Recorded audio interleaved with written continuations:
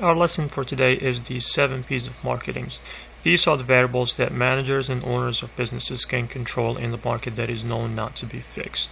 So as a manager or the owner, you want to make sure that you can control the maximum of variables that you can in the market.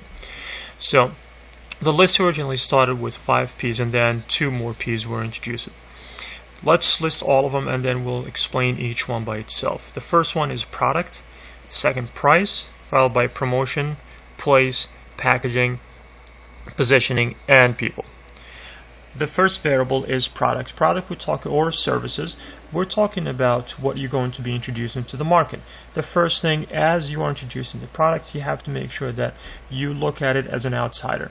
So usually when you make something, you do not get to see what we call to see it from the outside of the box.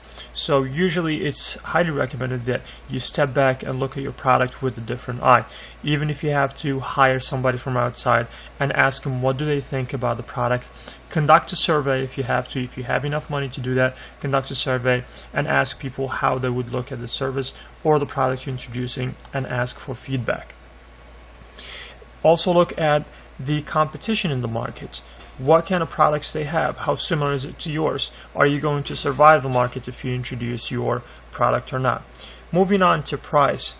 Price is really something that you have to be really flexible in when you come to dealing with. Price is not fixed. It does change, especially when you introduce a product. Usually we have what we call introductory price, and that's something that you introduce the product with. Sometimes it's the highest you can go and then you lower it, and sometimes it's the lowest price you would go for, and once you have customers you actually bring it up. But you have to be really flexible. Make sure that you keep examining the market, check where you're standing. Is your price affecting your sales? Should you bring it down or should you actually bring it up? Promotion. When we talk about promotion, advertising is one part, using the media is another one, but you have to make sure that you can afford it. Okay, because really the promotion or the money that you're going to be putting in promotion is going to affect your price, because the more you put, the more you're going to be raising your price. Can you afford it? Do you need to have promotion? And when it comes to promotion, you have to deal with different methods. Sometimes advertising in newspaper, media, TV commercials, sometimes it works, sometimes it doesn't work. Sometimes it works at certain times and it doesn't work at other times. So you have to keep checking with what works best. Sometimes sponsoring local events. So really it depends also on the product and how people would best have the chance to actually see it, depending on how you're going to be promoting it.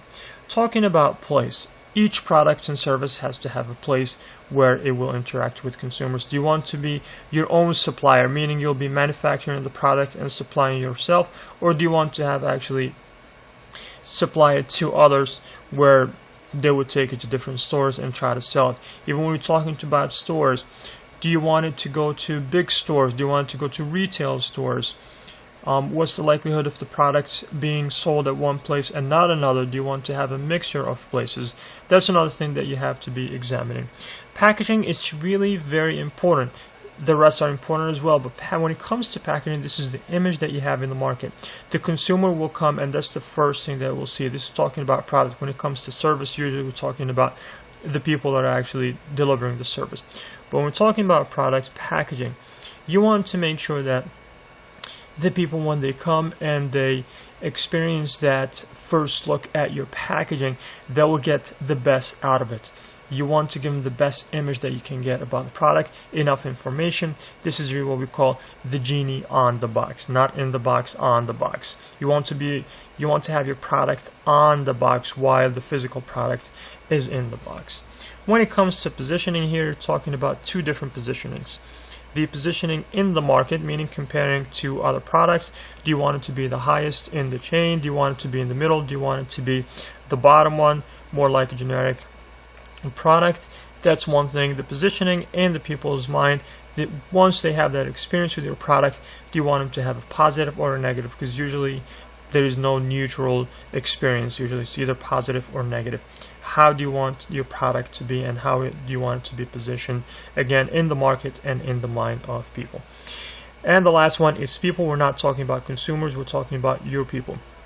suppliers, customer service, receptionists, salespeople. These are the people that we're talking about, and usually they are as important as your packaging, especially if you're talking about service.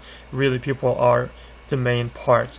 When consumers comes and deal with your people, you want to make sure that they have the best experience with them, because really, as we mentioned before, customer service is really essential. Pretty much these are the 7 P's that we have, and we call them the 7 P's of marketing.